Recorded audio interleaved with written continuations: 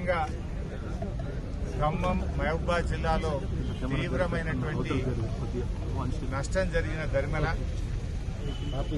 సిద్దిపేట నియోజకవర్గం నుంచి ఆ ఖమ్మం మహబూబాబాద్ ప్రజల్ని ఆదుకోవడానికి మరి స్వచ్ఛందంగా మా పట్టణంలోని వ్యాపారవేత్తలు, స్వచ్ఛంద సంస్థలు, బీఆర్ఎస్ పార్టీ నాయకులు అందరం కలిసి వృత్తాభక్తిగా వారిని ఆదుకోవడానికి ఈరోజు కొన్ని వాహనాలను ఖమ్మంకు పంపిస్తా ఉన్నాం. మళ్ళీ రేపు ఎల్లుండి ఇంకా కొన్ని వాహనాలను తయారు చేసి మహబూబాబాద్ జిల్లా కూడా పంపించడం జరుగుతుంది.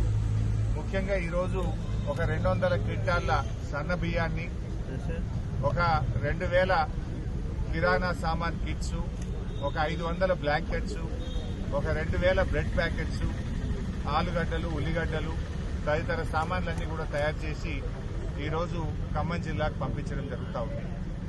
ఈ విధంగా అందరూ కూడా ముందుకు రావాలని పిలుపునిస్తా ఉన్నారు. మానవ సేవయే మాధవ సేవ. కష్టాల్లో ఉన్న వాళ్ళని ఆదుకోవాల్సిన బాధ్యత సమాజంలో ప్రతి ఒక్కరి మీద కూడా ఉంటుంది. ఎవరి స్థాయికి తగ్గట్టు వాళ్ళు ముందుకొచ్చి ఈ ఖమ్మం మహబూబాబాద్ వరద బాధితుల్ని ఆదుకోవాలని చెప్పి బీఆర్ఎస్ పార్టీ తరఫున నేను పిలుపునిస్తా ఉన్నాను.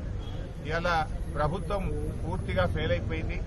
వాస్తవానికి ప్రభుత్వం కొద్దిగా ముందస్తు జాగ్రత్తలు తీసుకుంటే ప్రాణ నష్టాన్ని, ఆస్తి నష్టాన్ని మరి నివారించే అవకాశం ఉండేది. కానీ ప్రభుత్వం నిద్రపోవడం వల్ల, మేల్కోకపోవడం వల్ల ఇవాళ తీవ్రమైనటువంటి నష్టం జరిగింది. సరే, వారి కష్టాలను మేము పూర్తిగా తీర్చలేకపోయినా ఒక సామాజిక బాధ్యతగా బీఆర్ఎస్ పార్టీ తరఫున ఈరోజు ఈ కిట్స్ అన్ని కూడా మేము ఖమ్మం పంపిస్తా ఉన్నాం. 2-3 రోజుల్లో మహబూబాబాద్ కూడా మరిన్ని కిట్స్ కూడా పంపిస్తాం. ఇప్పటికే కేసీఆర్ గారి పిలుపు మేరకు బీఆర్ఎస్ పార్టీ ఎమ్మెల్యేలు, ఎంపీలు, ఎమ్మెల్సీలు మేమందరం కూడా 1 నెల జీతాన్ని ముఖ్యమంత్రి సహాయ నిధికి ఇవ్వాలని చెప్పి కూడా మేము నిర్ణయం తీసుకున్నాం. మరి మాలాగా కాంగ్రెస్ కానీ, బీజేపీ కానీ, ఇతర రాజకీయ పార్టీల ఎమ్మెల్యేలు, ఎంపీలు, ఎమ్మెల్సీలు కూడా ముందుకు వచ్చి మరి వారు కూడా ముందుకు రావాలని చెప్పి కూడా నేను ఈ సందర్భంగా కోరుతా ఉన్నాం. మరి అదేవిధంగా ఈరోజు ముఖ్యంగా ఒకటే ఆలోచన చేయాలి. ఇవాళ ప్రభుత్వం, ముఖ్యమంత్రి గారు మా మీద ఉల్టా కేసులు పెట్టిస్తున్నాడు. మేము వరద సాయం చేయడానికి ఖమ్మంకు వెళ్తే అక్కడ మా మీద ఉల్టా కేసులు పెట్టింది.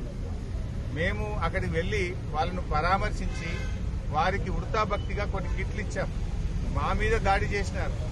దాడి వాళ్లే చేసిండ్రు, పైగా మళ్ళీ ఉల్టా మా మీదనే కేసులు పెడతా ఉన్నారు. అంటే ఈ ప్రభుత్వం పూర్తిగా దుర్మార్గంగా వ్యవహరిస్తా ఉంది. ఇది ప్రజాపాలన కాదు, రాక్షస పాలనగా మారింది.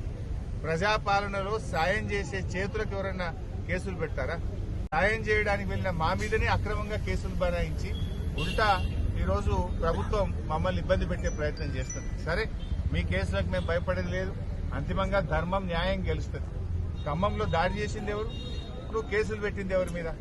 దాడి చేసేది నువ్వే, ఉల్టా మా మీద కేసులు పెట్టేది నువ్వే. అంటే అధికారం ఉందని చెప్పి నీ ఇష్టారాజ్యంగా వ్యవహరిస్తా ఉన్నావు. ఇది మంచిది కాదు. దయచేసి ఇటువంటి మానుకోండి. ప్రజలు నవ్వుకుంటున్నారు. నిన్న మహిళలు కూడా అక్కడ తిట్టినారు. వాళ్ళు సాయం చేయడానికి వస్తే వాళ్ళను ఎందుకు ఇబ్బంది పెడుతున్నారని చెప్పి అక్కడ వరద బాధిత ప్రజలు, మహిళలు వాళ్ళని దుమ్మెత్తిపోసింది. అయినా ఇంకా మీకు సిగ్గు రాలేదు, ఉల్టా ఇంకా మా మీద కేసులు పెట్టే ప్రయత్నం చేస్తున్నారు. ఇది అత్యంత హేయమైనటువంటిది. ముఖ్యమంత్రి గారు, ఏమైనా నీకు నీతి నిజాయితీ ఉంటే, నీకు పద్ధతి ఉంటే, నీది నిజంగా ప్రజాపాలన అయితే ఒకసారి రివ్యూ చేసి ఆ పిచ్చి ప్రయత్నాలు మానుకోండి, ఆ కేసులు ఉపసంహరించుకోండి. నువ్వు నీ తాటాకు చెప్పులకేం భయపడం. ఇది పైనుంచి మీరు ప్రేరేపించి మా మీద దాడి చేపించినారు. ఎందుకంటే మేము పోయింది సాయం చేయడానికి. అక్కడ ప్రజలు మిమ్మల్ని తిట్టిపోస్తా ఉన్నారు. ప్రజలు కనీసం మిమ్మల్ని దగ్గరికి రానిచ్చే పరిస్థితి లేదు. ప్రజల తీవ్ర ఆగ్రహానికి గురైనటువంటి మీరు మాకొస్తున్నటువంటి స్పందన, మేము చేస్తున్న పనిని చూసి ఓర్వలేక ఇలాంటి కార్యక్రమాలకు మీరు పాల్పడ్డారు. అయినా మేము వెనకకు పోలే. ఈరోజు చూడండి, నెల జీతం ఇచ్చాం, లారీల కొద్ది సరుకులను ఆ ప్రాంత ప్రజలకు పంపిస్తా ఉన్నాం. ఇది మా నిజాయితీ. ఇది నిజంగా వరద బాధితులకు వృతాభక్తిగా మేము చేసే సహాయం. మీరు ప్రభుత్వంలో ఉండి, అధికారంలో ఉండి తాగడానికి మంచినీళ్లు కూడా ఇవ్వలేకపోయినారు. ఒక హెలికాప్టర్ పంపించలేకపోయారు. కనీసం అన్నం పెట్టలేకపోయినారు. మీ వైఫల్యాన్ని కప్పిపుచ్చుకోవడానికి ఈ రకమైన ప్రయత్నాలు మానుకుంటే మంచిది. ఎప్పుడైనా మంచిది మంచినండి, తప్పు జరిగితే ఒప్పుకొని దాన్ని సరి చేసుకోండి. కానీ ఈ రకంగా చేయడం మంచిది కాదు.